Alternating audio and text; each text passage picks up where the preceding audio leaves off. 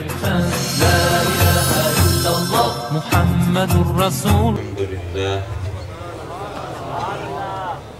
الحمد لله رب العالمين والعاقبة للمتقين والصلاة والسلام على سيد الأنبياء والمرسلين وعلى آله وصحبه أجمعين. أما بعد فأعوذ بالله من الشيطان الرجيم. بسم الله الرحمن الرحيم. إنما يخشى الله من عباده العلماء. صدق الله مولانا العلي العظيم وصدق رسوله النبي الأمين ونحن على ذلك لمن الشاهدين والشاكرين والحمد لله رب العالمين.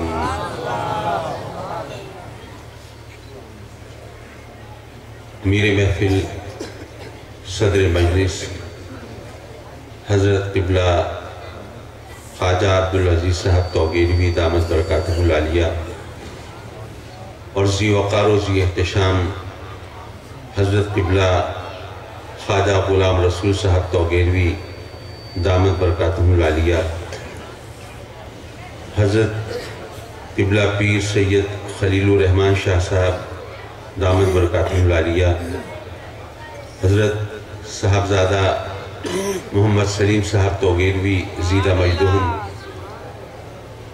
اور سٹیج پر تشریف فرما ذی وقار و ذی احتشام علماء کرام، مشائخ اعظام، مہمانان گرامی اور مکرم و معزز حاضرین محفل، جہاں تک مجھے یاد پڑتا ہے ایک طویل مدت کے بعد توگیرہ شریف میں حاضری کی سعادت میسر آ رہی ہے، اور موقع ہے اس مبارک کا حضرت قبلہ خواجہ نیاز احمد صاحب توگیروی علیہ رحمہ اور ان کے فرزند حضرت قبلہ مولانا فیض احمد صاحب توگیروی رحمت اللہ علیہ، یقیناً وہ شخصیات جن کو آپ میں سے بہت سے لوگوں نے اپنی آنکھوں سے دیکھا ہو اور جن کی صحبت سے فیض اٹھایا ہو، جن کی سانسوں کی مہک، جن کے قرب کی آنچ، جن کے علم کا فیض آپ نے سنتے تھے کہ ہم سنی ہیں اور وہ شیعہ ہیں، ہم سنی ہیں وہ دیوبندی ہیں وہ وہابی ہیں، لیکن آج ہمیں پتہ چلتا ہے کہ نہیں، ہم بریلوی ہیں اور وہ سنی ہیں۔ ہم سے ہماری پہچان چھن گئی ہے۔ ہمارے بزرگوں نے ہمیں پہچان دی، انہوں نے سنی کانفرنسیں کرائیں، بریلوی کانفرنسیں نہیں کرائیں۔ انہوں نے جماعت اہل سنت کی بنیاد رکھی، بریلوی جماعت کی بنیاد نہیں رکھی، لیکن ہم نے سازشوں کو جاننے کے باوجود، معاف کیجئے یہ بات شاید عوام کے لیے نہیں، یہ علماء کے لیے عرض کر رہا ہوں کہ آج سے 35 برس پیشتر جب انسان الہی ظہیر نے کتاب لکھی البریلویہ، عربی زبان میں کتاب، اور اس میں اس نے یہ بابر کرانے کی کوشش کی کہ احمد رضا خان بریلوی ایک شخص ہے جس نے نیا دین ایجاد کیا ہے، جس نے نئے نظریے کی بنیاد رکھی ہے، نیا عقیدہ دیا ہے۔ ٹھیک ہے، ہمارے علماء نے اس کا جواب لکھا، لیکن وہ جواب اردو میں تھا، لیکن اس نے ساری دنیا کے اندر عربی کتاب لکھ کے پھیلا دی کہ جب بریلویہ ایک نیا فرقہ ہے، قادیانیت کی طرح ایک نیا مذہب ہے۔ تو ہماری یہ ڈیوٹی بنتی تھی، ہمارا یہ فرض بنتا تھا کہ ہم اصرار کرتے کہ نہیں، ہم ہیں سنی، درود و سلام پڑھنے والے ہیں سنی، اور میلاد منانے والے ہیں سنی، اور پیروں فقیروں کو ماننے والے ہیں سنی، اور ان پیروں اور ان مزارات پہ جانے والے ہیں سنی۔ ہمارا یہ کام تھا، ہم دنیا کو بتاتے، لیکن ہم نے بریلوی کے لفظ پر اصرار کیا۔ نتیجہ کیا نکلا؟ پاکستان میں اگر کوئی شیعہ ہے تو ان کا باقی دنیا میں رہنے والے شیعوں سے رابطہ ہے، اگر کوئی دیوبندی ہے تو باقی دنیا کے دیوبندیوں سے رابطہ ہے. اگر کوئی وہابی اہل حدیث ہیں باقی دنیا کے اہل حدیثوں اور وہابیوں سے ان کا رابطہ ہے. لیکن ہم اہل سنت کا باقی دنیا کے اہل سنت کے لوگوں سے رابطہ نہیں ہے. کیوں نہیں ہے؟ اس لیے کہ ہم بریلوی کہلاتے ہیں اور بریلوی پاکستان اور بر صغیر کے علاوہ کہیں اور ہیں نہیں. میں آپ کو بتاؤں کہ مصر میں قاہرہ جو مصر کا دارالحکومت ہے اس میں مسجدوں میں اذان سے پہلے باقاعدہ الصلاۃ والسلام علیک یا رسول اللہ یہ درود و سلام ان الفاظ میں پڑھا جاتا ہے. اور یہ میں سنی سنائی بات اس طرح نہیں کر رہا, میں اپنے تجربے اور مشاہدے کی بات کر رہا ہوں. میں نے خود سنا ہے. اب وہاں پر جب درود و سلام پڑھا جاتا ہے باقاعدہ ان الفاظ میں, یہاں پر تو ہم بریلویوں کی پہچان گنی جاتی ہے, لیکن وہاں پر تو ظاہر ہے کہ ان لوگوں کو نہیں پتا بریلی کوئی جگہ ہے. اعلیٰ حضرت کے بارے میں بھی سوائے ان کے چیدہ چنیدہ علماء کے سوا اور کوئی نہیں جانتا. اور یہی وجہ ہے کہ یہ فضل الرحمان ہو یا سمیع الحق ہو, یہ جا کے وہاں پہ ہم سنیوں کے نمائندہ بن کے لوگوں سے پینگے بڑھاتے ہیں.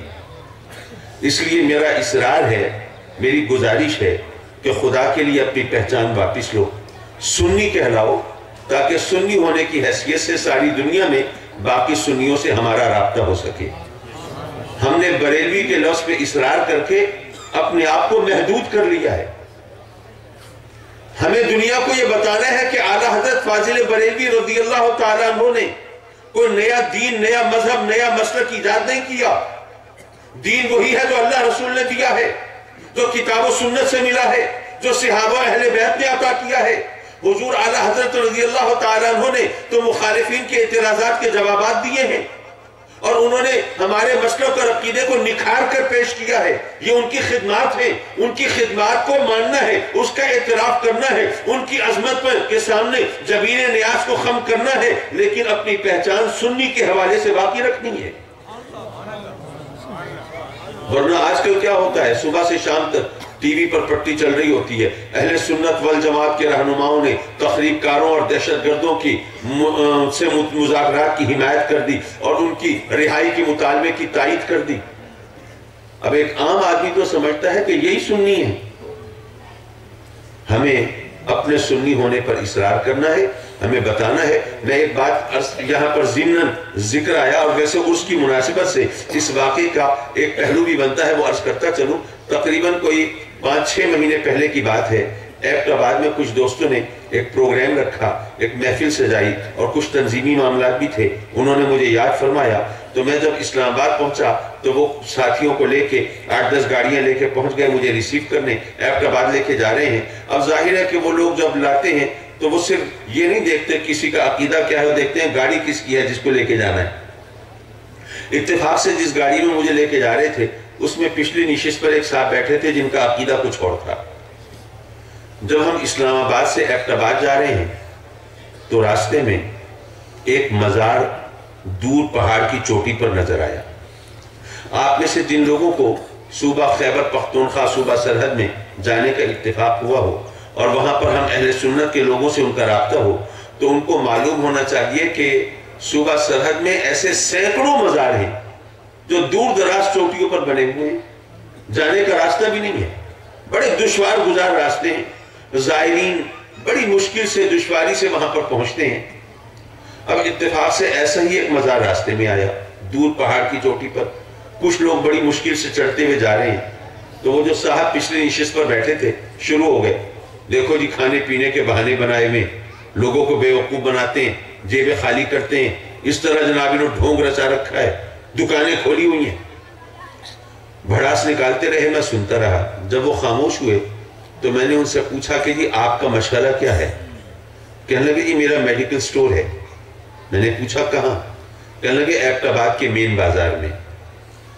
میں نے ان سے کہا کہ ابھی آپ جو کچھ کہہ رہے تھے اس سے لگتا ہے کہ آپ کے دل میں انسانیت کا بڑا درد ہے. کوئی کسی کو لوٹے, کوئی کسی کو بے وقوف بنائے, کوئی کسی کی جیب سے اس طرح پیسہ نکلوائے, آپ کو گوارا نہیں ہوتا. تو اگر آپ کے دل میں انسانیت کا اتنا درد ہے تو آپ مہربانی کریں, یہ علاقہ یہ ظاہر شہر سے دور ہے, آس پاس کچھ چھوٹی موٹی بستیاں ہوں گی, اس میں لوگ رہتے ہوں گے، کبھی بیمار بھی پڑتے ہوں گے، اور کسی کو اگر دل کا عارضہ ہو تو ظاہر ہے کہ دل کے مریض کو تو جب تک فوری طور پر وہ دوا، وہ لائف سیونگ ڈرگ، وہ زندگی بچانے والی دوا نہ ملے تو اس کی زندگی خطرے میں پڑ جاتی ہے۔ اب اس ویرانے میں تو وہ دوا نہیں ملتی، تو جب تک یہ دوا تک پہنچے، جب تک ڈاکٹر کے پاس پہنچے، اس وقت تک مریض دنیا سے رخصت ہو چکا ہو۔ تو اگر آپ اس علاقے میں میڈیکل سٹور کھول لیں تو یہاں پہ لوگوں کے ساتھ کتنی بھلائی ہوگی، خدمت خلق ہوگی، اور انسانیت کے ساتھ کتنا گہرا رشتہ جڑے گا آپ کا۔ تو کہتا آپ کے ہنسے، کہنے لگے مولوی اور پیروں کو یہ اکنامکس کی ABC بھی نہیں آتی، مجھے کہتے ہیں یہاں ویرانے میں جناب یہ میڈیکل سٹور کھول کے بیٹھ جاؤں۔ عجیب آدمی ہے بھائی، میڈیکل سٹور ہوگا، دواؤں کی دکان ہوگی تو کسی آبادی میں ہوگی، یا ہاسپٹل کے قریب ہوگی، یا ڈاکٹر کے مطب کے قریب ہوگی، جہاں لوگوں کی آمد و رفت ہو۔ میں نے کہا اچھا چلے جی، ہمیں تو اکنامکس نہیں آتی، لیکن آپ تو ماشاءاللہ بزنس مین ہیں، آپ کو تو بڑی معاشیات میں مہارت ہوگی، تو آپ کو پتا ہے نا کہ دکانیں وہ آبادیوں میں کھولی جاتی ہیں، تو آپ کہتے ہیں یہ دکان ہے، اگر یہ دکان ہوتی تو یہ کسی آبادی میں ہوتی نا، یہاں ویرانے میں کیوں ہوتی؟ یہ دکان نہیں ہے، یہ مزار ہے، یہ آستانہ ہے۔ اگر اللہ نے اپنے محبوب مقبول بندوں کو کی محبت اب مخلوق خدا کے دلوں میں ڈال دی ہے، ثم یودع لہ القبول فی الارض کے مصداق، اگر اللہ کے بندے اس سے محبت کرتے ہیں اور دور دراز کے علاقوں میں دشوار گزار راستوں سے گزر کر ان کی خدمت میں حاضر ہوتے ہیں اور عقیدہ کو محبتوں کے نذرانے پیش کرتے ہیں، تو آپ ان کو دکان کیوں کہتے ہیں؟ یہ دکانیں ہوتی تو آبادیوں میں ہوتی، جہاں لوگوں کی آمد و رفت ہوتی، جہاں رابطہ ہوتا، جہاں پیسے کمانے کا بہانہ ہوتا۔ لیکن یہ ویرانوں میں اگر بیٹھے ہوئے اس طرح اللہ والے یہ روشنیاں بکھیر رہے ہیں، اجالے بانٹ رہے ہیں، تو یہ دکانیں نہیں ہیں، یہ آستانے ہیں۔ اب وہ صاحب چڑ گئے جب کوئی جواب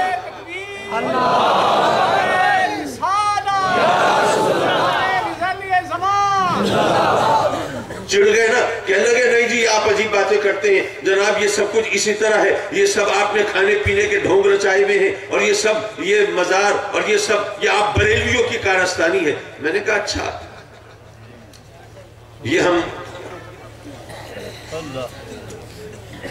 السلام علیکم، معاف کیجئے میں اس وقت کرسی خطابت پر بندہ بیٹھا ہوں۔ کیسے ہیں آپ؟ حدیث کرم احسان۔ حضرات مکرم وہ مجھے کہنے لگے کہ نہیں یہ سب آپ کے کھانے پینے کے بہانے ہیں، اور یہ بریلویوں نے یہ جب گنبد اور یہ مزار بنائے ہیں۔ میں نے کہا اچھا، یہ مزار اور یہ گنبد ہم بریلویوں نے بنائے ہیں، تو کیا یہ گنبد خضرا بھی بریلویوں نے جا کے تعمیر کیا تھا؟ یارو ہماری تمام تر کوتاہیوں کے باوجود، نالائقیوں کے باوجود، یارو یہ گنبد خضرا ہمارے عقیدے کی صداقت پر مہر تصدیق سب کر رہا ہے۔ لیکن آپ میں سے جن لوگوں کا فیس بک اور انٹرنیٹ سے واسطہ ہے ان کو پتا ہوگا کہ جو مخالفین ہیں اب گنبد خضرا کے خلاف بھی سازشیں تیار نہیں چھٹے گا میں، کون ہے؟ آوے میری کلے نہ لڑے، کتی دا بچہ گنبد خضرا چھوڑ جائے گا۔ حضرات مکرم یہ ایسا ہے، یہ دنیا جانتی ہے، یہ سب چیزیں اس طرح موجود ہیں، ہمیں اپنے جذبات کا اظہار کرنا ہے، لیکن سوال یہ ہے کہ جب سیدہ آمنہ کے مزار کو شہید کیا گیا تو ہم نے کیا کیا؟ جب جنت البقیع میں بلڈوزر پھیرا گیا، کیا وہاں پر سیدنا عثمان غنی کا مزار نہیں تھا؟ کیا خاتون جنت فاطمہ الزہرا کا مزار نہیں تھا؟ کیا امام حسن کا مزار نہیں تھا؟ یہ سارے گنبد وہاں پہ تھے۔ ارے احد کے دامن میں سید الشہداء حضرت امیر حمزہ کا بھی مزار تھا، یہ سب شہید کر دیے گئے۔ یارو ہم اہل سنت، ہم پیروں فقیروں کو ماننے والے، بے شک ہم اہل محبت ہیں، وہ عقیدت محبت ہے، ہماری رگوں پہ میں پیوست ہے، یہ ہمارے بزرگوں کا یہ کارنامہ ہے، یہ ان کا احسان ہے، انہوں نے عقیدت و محبتوں کا ہمیں درس دیا ہے۔ لیکن ان سازشوں کے خلاف افراد کچھ نہیں کر سکتے، ہمیں اجتماعی طور پر بند باندھنا پڑے گا۔ جب تک ہم ایک دوسرے کے ہاتھوں میں ہاتھ نہیں دیں گے، جب تک ایک دوسرے کے ساتھ مل کر ان بدعقیدگی کے سیلاب کے سامنے بند نہیں باندھیں گے، اس وقت تک ہم ان کی روک تھام نہیں کر سکتے۔ لیکن مشکل یہ ہے کہ ہمیں کسی اور سے شکوہ نہیں ہے، شکوہ ہے تو خود اپنوں سے ہے۔ دیکھا جو تیر کھا کے کمی گاہ کی طرف، اپنے ہی دوستوں سے ملاقات ہو گئی۔ اچھا میں تقریباً 2 برس سے اہل سنت کے اتحاد و اتفاق کے لیے آستانوں پر پیر و فقیروں کی بارگاہ میں مختلف مدارس میں مختلف علماء کی خدمت میں حاضری دے رہا ہوں، اور لطف کی بات یہ ہے کہ کبھی کسی نے انکار نہیں کیا، ہر ایک مانتا ہے، تسلیم کرتا ہے کہ یہ وقت کی ضرورت ہے، یہ اتحاد و اتفاق، اس کے بغیر اب ہماری بقا ممکن نہیں ہے۔ یارو مانتا ہر ایک ہے، کرتا کچھ بھی نہیں۔ میں یہ پیغام ہر جگہ دینا اپنی ذمہ داری سمجھتا ہوں۔ کم از کم میں اذان تو دے رہا ہوں نا، میں دستک تو دے رہا ہوں نا، میں پیغام تو دے رہا ہوں نا، میں جھنجھوڑنے کی کوشش تو کر رہا ہوں۔ اگر آپ دوستوں کی تائید اور حمایت ہوگی، دعاؤں کے ساتھ ساتھ اور عملی طور پر بھی انشاءاللہ کوشش و کاوش ہوگی تو میں مایوس نہیں ہوں، اس لیے کہ مایوسی اگر ہو گئی تو پھر تو بات ختم ہو جائے گی، پھر چراغ بجھ جائیں گے، بات ختم ہو جائے گی۔ معاف کیجئے، میں نے چاہا کہ یہ پیغام میں شروع میں دے دوں، گفتگو کے آخر میں وہ جو ذوق کی کیفیت ہوتی ہے اس کو میں مٹانا نہیں چاہتا۔ اب میں ذرا اس مبارک کی مناسبت سے اور اس محفل کے پس منظر میں ایک حدیث، اس پر کچھ مختصر سی گفتگو اور پھر آپ سے اجازت۔ میرے آقا کریم حضور علیہ السلام محو سفر ہیں، خچر پر ایک جانور پر تشریف فرما ہے، سفر فرما رہے ہیں، اور راستے میں وہ جانور بدک جاتا ہے، وہ ڈر جاتا ہے، وہ گھبرا جاتا ہے۔ میرے آقا کریم اس سے اترتے ہیں، اپنے صحابیوں کو، اپنے ہمراہیوں کو، اپنے غلاموں کو بتاتے ہیں کہ یہاں پر قبریں ہیں، اور 2 قبر والوں کو عذاب ہو رہا تھا جس کو دیکھ کر یہ جانور ڈر گیا ہے۔ ایک کو عذاب ہو رہا ہے اس لیے کہ وہ ناپاک چھینٹوں سے نہیں بچتا تھا، اور دوسرے کو عذاب اس لیے ہو رہا ہے کہ وہ چغل خور تھا۔ پھر ساتھ ہی ایک کھجور کا درخت تھا، میرے آقا کریم نے اس سے کچھ پتے توڑے اور وہ پتے توڑ کے ان قبروں پہ ڈالے، اور فرمایا کہ جب تک یہ پتے تر و تازہ ہیں، ہرے بھرے ہیں، سرسبز و شاداب ہیں، اس وقت تک ان پتوں کی حمد و تسبیح سے ان قبر والوں کے عذاب میں کمی ہوتی رہے۔ اب یہ حدیث آپ نے پہلے بھی سنی ہوگی، اور ظاہر ہے کہ میں کوئی نیا قرآن اور نئی حدیثیں تو نہیں سنا سکتا۔ قرآن بھی وہی، حدیثیں بھی وہی، صرف پیش کرنے کا انداز مختلف ہو سکتا ہے۔ حضرات مکرم، اگر آپ اتفاق سے کسی سکول کے پاس سے گزریں، اس کی کوئی کھڑکی دروازہ کھلا ہو اور آپ کی نظر پڑے کہ استاد کسی بچے کو سزا دے رہا ہے، کسی شاگرد کی مولا بخش سے خبر لے رہا ہے، تو یہ ایک مشاہدہ ہے، دیکھنے کی چیز ہے۔ آپ نے دیکھ لیا بچے کو سزا مل رہی ہے، لیکن سزا کس وجہ سے مل رہی ہے، سبب کیا ہے، یہ تو محض دیکھنے سے پتہ نہیں چلے گا۔ یہ تو آپ جائیں گے، پوچھیں گے، معلومات حاصل کریں گے، پھر خبر ہوگی۔ وہ جانور جس پر میرے آقا کریم تشریف فرما ہے، وہ عذاب قبر دیکھ کے ڈر گیا۔ عذاب قبر دیکھنا بھی کوئی معمولی چیز نہیں، لیکن چلیے یہ تو مشاہدہ ہے نا، دیکھ لیا، لیکن وہ عذاب کس وجہ سے ہو رہا ہے؟ یارو وہ کام جن کی وجہ سے قبر والوں کو عذاب ہو رہا ہے، وہ کام تو ان مردوں نے اپنی زندگی میں کیے تھے، اور یہ بھی نہیں پتا کہ وہ کتنا عرصہ پہلے وہاں دفن ہوئے۔ اب وہ کام جو انہوں نے اپنی زندگی میں کیے تھے، میرے آقا کریم وہ بتا رہے ہیں کہ ان کاموں کی وجہ سے ان کو عذاب ہو رہا ہے۔ پتہ یہ چلا کہ یہ جو زمانوں کی تقسیم ہے، یہ ماضی ہے، یہ حال ہے، یہ مستقبل ہے، یہ تقسیم آپ کے اور میرے لیے ہے، میرے نبی کے لیے نہیں ہے۔ ان کے سامنے تمام زمانے کھلی کتاب کی طرح ہیں۔ وہ ماضی بھی دیکھ رہے ہیں کہ کون سے کام کیے تھے جن کی وجہ سے عذاب ہو رہا ہے، حال بھی جانتے ہیں، وہ دیکھتے ہیں کہ اس وقت عذاب میں مبتلا ہے، اور مستقبل بھی پیش نظر ہے کہ ان پتوں کی حمد و تسبیح سے عذاب میں کمی ہوتی رہے گی۔ سارے زمانے ان کے سامنے کھلے ہوئے۔ دوسری بات یہ کہ وہ جانور عذاب قبر دیکھ کے ڈر گیا۔ قبر کسے کہتے ہیں؟ ممکن ہے آپ میں سے کچھ لوگ کہیں، لو جی یہ بھی کوئی سوال ہے کہ آدمی صاحب اتنی عمر ہو گئی، بوڑھے ہو گئے، ابھی تک آپ نے قبر نہیں دیکھی۔ میں عرض کروں گا کہ ہم تو خود قبرستان میں بیٹھے ہوئے ہیں، یہ جو قبریں کھودتے ہیں اس میں مردوں کو دفناتے ہیں، جس کو ہم قبر کہتے ہیں، یہ قبر کی صرف علامت ہے، یہ نشانی ہے۔ اصل میں قبر عالم برزخ میں ہوتی ہے۔ یہ بات اگر ذرا مشکل ہو سمجھنا تو توجہ فرمائیے۔ آپ جانتے ہیں کہ ہم جب دنیا سے رخصت ہوتے ہیں، قبر میں پہنچتے ہیں تو وہاں فرشتے آتے ہیں، سوال و جواب کرتے ہیں۔ میں ذرا نصیحت کے لیے اس حدیث کو تھوڑا سا تفصیل سے بیان کر دوں، سماعتوں پہ بوجھ تو نہیں بنے گی انشاءاللہ۔ قبر میں پہنچتے ہیں، فرشتے آتے ہیں، پوچھتے ہیں من ربو کا، تیرا رب کون ہے؟ اگر بندہ مومن ہے، مسلمان ہے، کہتا ہے ربی اللہ، میرا رب اللہ۔ اگر اللہ کو ماننا کافی ہوتا، فرشتے کہتے ہیں یہ تو اللہ اللہ کرنے والا ہے، اس کی جان چھوڑو، کسی اور قبر میں چلو۔ لیکن نہیں، فرشتے گویا یہ کہتے ہیں کہ اللہ کو رب کہنے والے تو بہت ہیں۔ یہودی بھی اللہ کو رب کہتے ہیں، نصرانی بھی اللہ کو رب کہتے ہیں۔ یہ بتا ماں دینوں کا تیرا دین کیا ہے؟ کس دین میں ہو کہ اللہ کو رب کہتا ہے؟ اگر بندہ مومن ہے، مسلمان ہے، کہتا ہے دین الاسلام، میرا دین اسلام ہے۔ اچھا کیا خیال ہے، کیا قبر میں جھوٹ بولنا ممکن ہوگا؟ اگر ہم اس دنیا میں پریکٹس کریں اور قبر میں فرشتوں کو بھی چکر دے جائیں؟ اچھا پریکٹس تو ہم کرتے ہیں، خوب کرتے ہیں، لیکن قبر میں جھوٹ بولنا ممکن نہیں ہوگا۔ قبر میں تو زبان سے سچ ہی نکلے گا۔ اب جب فرشتوں نے پوچھا تیرا دین کیا، اور بندے نے کہا میرا دین اسلام ہے، جھوٹ بول نہیں سکتا، سچ بول رہا ہے۔ اور اتنی بات تو آپ سب جانتے ہیں کہ ہمارا دین اسلام نہیں ہو سکتا جب تک کہ ہم اللہ کو نہ مانیں اور وحدہ لا شریک نہ مانیں، اپنی ذات و صفات میں یکتا نہ مانیں، اس وقت تک ہمارا دین اسلام نہیں ہو سکتا۔ جب تک ہم سلسلہ نبوت اور رسالت کو نہ مانیں، ختم نبوت کو نہ مانیں، فرشتوں کے وجود کو نہ مانیں، الہامی کتابوں کو نہ مانیں، جب تک قرآن کو اللہ کا کلام نہ مانیں، جب تک جنت کو دوزخ کو، حیات بعد ممات کو، سزا جزا حشر نشر اور تمام ضروریات دین کو جب تک نہ مانیں، اس وقت تک ہمارا دین اسلام نہیں ہو سکتا۔ اور بندہ کہتا ہے میرا دین اسلام ہے تو پتہ چل گیا ان سب چیزوں کو مانتا ہے، بات ختم ہو گئی۔ ذرا اس بات کی وضاحت کے لیے ایک لطیفہ سناتا چلوں۔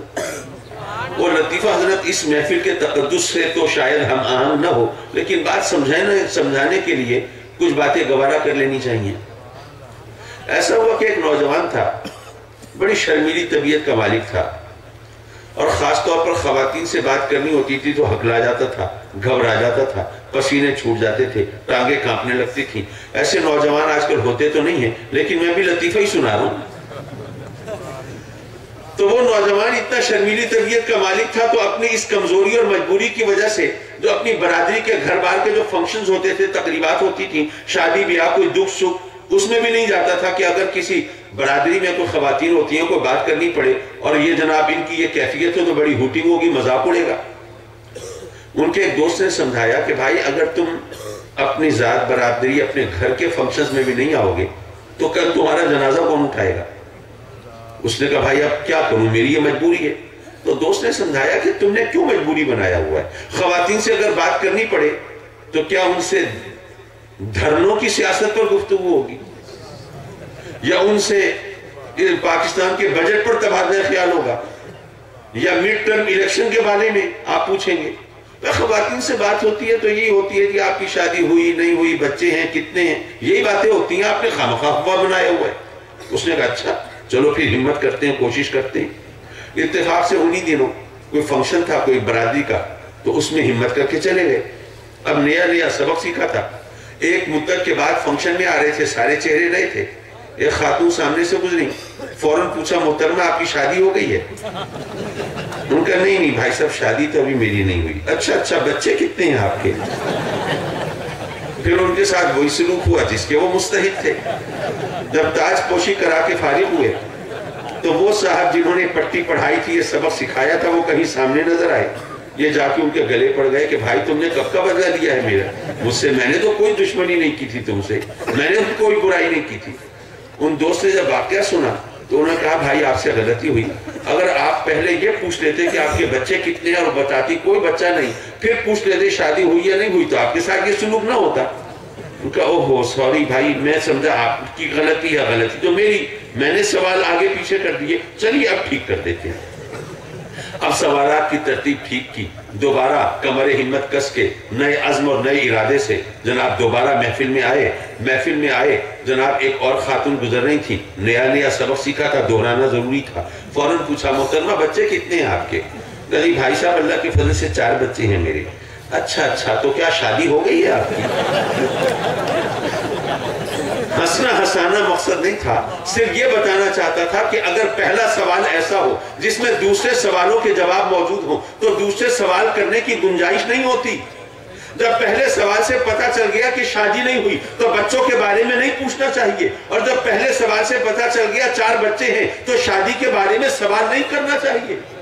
اگر پہلے سوال میں باقی سوالوں کے جواب موجود ہوں، باقی سوال کرنے کی گنجائش اور ضرورت نہیں ہوتی۔ یارو جب فرشتوں نے پوچھ لیا تیرا دین کیا ہے اور بندے نے کہہ دیا میرا دین اسلام ہے، پتہ چل گیا اللہ کو مانتا ہے اور توحید کا قائل ہے، نبوت اور رسالت کو مانتا ہے اور ختم نبوت پر ایمان ہے اور فرشتوں کے وجود کو مانتا ہے اور تمام الہامی کتابوں پر اس کا یقین ہے، حیات بعد ممات، جنت دوزخ، سزا جزا، حشر نشر، تمام ضروریات دین یہ سب اس سوال میں آ گئی ہیں، اب تو فرشتوں کو اس کی جان چھوڑ دینی چاہیے۔